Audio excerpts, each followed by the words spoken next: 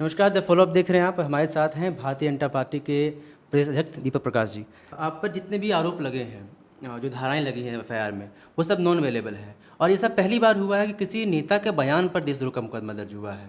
देखिए, इसका सीधा और सीधा अर्थ है कि चुनाव लड़ने के पहले ही चुनाव हार चुकी है महागठबंधन के लोग।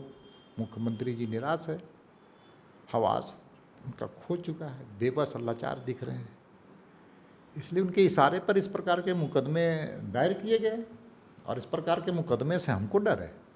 अरे, भारतीय जनता पार्टी का कार्यकर्ता है, हमको डर है। हम तो चुनौती दे रहे हैं कि करो गिरफ्तार, हिम्मत है तो गिरफ्तार करो, जेल जाने के लिए हम तैयार हैं।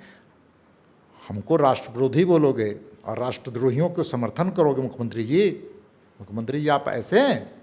जनता की निगाहें सब देख रही हैं। स्टेन स्वामी कौन था, क्यों आपने उनका समर्थन किया? जो प्रधानमंत्री का एसिनेशन करने के लिए साजिश रची थी, उसका आप समर्थन कर रहे हैं।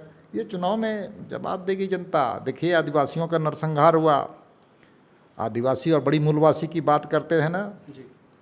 थोड़ा मुख्यमंत्री जी से पूछिए आप भी जा कर के कि महोदय, आदिवासी महिलाओं के साथ और आदिवासी लोगों के साथ नरसंहार होते रहे, आप क्या कर रहे थे मुख्यमंत्री जी?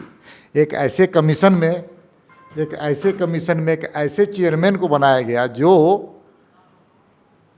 चर्चित रहा है कई कारणों से। अच्छा, ये जो पूरी जो बात अभी देशद्रोह की बात पूरी जो आई है, वो आपके बयान पर आई है कि जम्मू की सरकार जो है, गठबंधन की सरकार 3 महीने में गिरने वाली। किस आधार पे कहते हैं? क्योंकि जो गणित है उसमें 41 के आपको बहुमत चाहिए और मुख्यमंत्री दावा करते हैं कि उनके पास 50 से अधिक विधायकों का समर्थन है। तो ऐसे में कौन सी गणित है जो भारतीय जनता पार्टी की सरकार बनाने की बात कर रहे हैं? अंतर विरोध होगा। जो देखिए, क्या है, सच है कि जो नेतृत्व पर निर्भर चीज़ें होती हैं, ये चुनाव हारेंगे तो विधायकों को विश्वास हो जाएगा कि इनके नेतृत्व में सरकार चल नहीं सकती है। महिला विरोधी हैं, आदिवासी विरोधी हैं, मूलवासी विरोधी हैं और यहाँ के रहने वाले 3.25 करोड़ जनता के भी विरोधी हैं। तो क्या अंतर विरोध का अर्थ आपका कहने का मतलब ये है कि उनके बीच में फूट होगी? निश्चित तौर पर एक विधायकों की कोई पूछ नहीं। आप तो एक उदाहरण देना चाहते हैं, ऐसी पहली सरकार है जिसमें कोई भी महिला मंत्री नहीं है, तो महिला विरोधी हैं कि नहीं?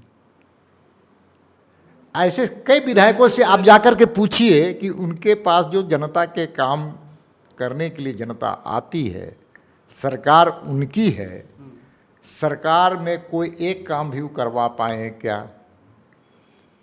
आप उनसे विधायकों से पूछिए ना, उनके दल के लोगों से कि मुख्यमंत्री जी से कितना संतुष्ट हैं, इस सरकार से कितना संतुष्ट हैं।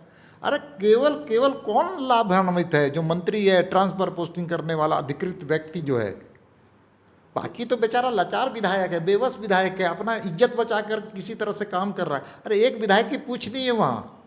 तो ये जो अंतर विरोध है, एक कॉकस चला रही है सरकार।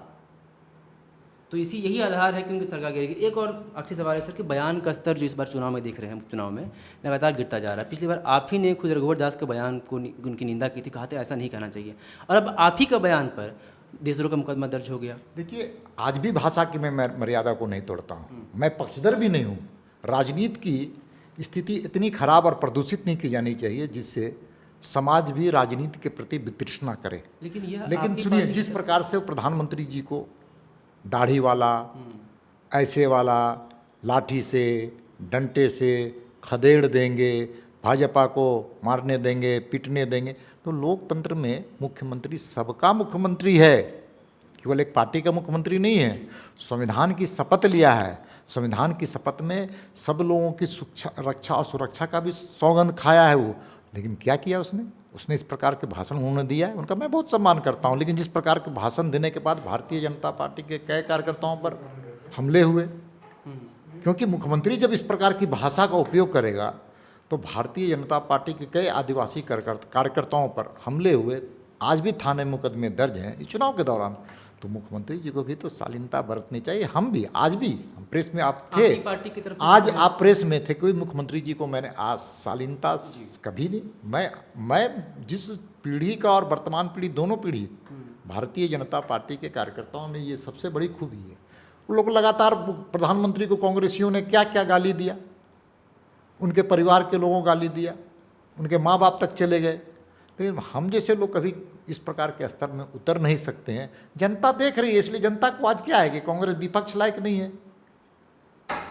ये इन चीज़ों को समाज देखता है, इसलिए भाषा का मर्यादा होना चाहिए, आचरण का मर्यादा होना चाहिए। और लोकतंत्र के रक्षा के लिए, लोकतंत्र में अभिव्यक्ति की आज़ादी है, अभिव्यक्ति की आज़ादी को भी रोकना नहीं चाहिए, लेकिन उन्होंने अभिव्यक्ति को आज़ादी को भी बंद कर दिया। जी, अच्छा एक आखिरी सवाल मैं पूछूंगा कि 3 महीने के जो आपने कहा कि 3 महीने 2 महीने के बाद ये चीज़ें होंगी, क्या इसका इशारा इस तरफ है कि बिहार और बंगाल के चुनाव के बाद? देखिए, इशारे के मैं इतना ही जानता हूँ कि राजनीति के बिसात हैं और समय पर खुलते हैं सब चीज़ें। हमने सह दिया है, अब वो अपना तय करें। बहुत बहुत धन्यवाद दीपक प्रकाश जी से बात करने के लिए। आप देख रहे हैं द फॉलो अप। नमस्कार। TheFollowUp.in. Like, share, and subscribe. www.thefollowup.in